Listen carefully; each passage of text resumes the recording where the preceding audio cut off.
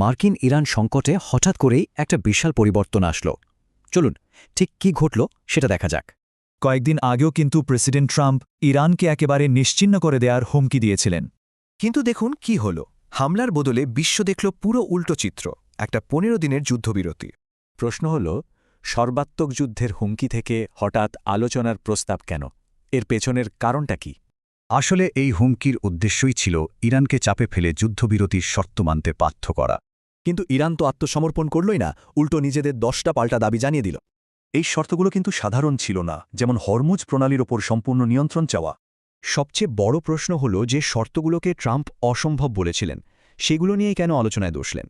এর উত্তরটা লুকিয়ে আছে খুব হিসাবী এক কৌশল আর জটিল ভূ রাজনৈতিক সমীকরণে।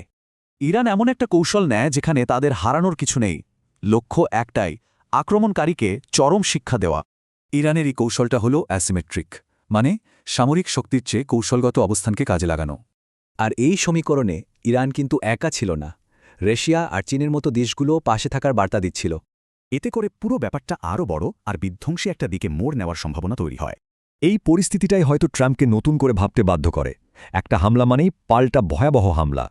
সব মিলিয়ে এই ঘটনাগুলো খুব দ্রুতই আমাদের আজকের এই ভঙ্গুর যুদ্ধবিরতির অবস্থায় নিয়ে আসে।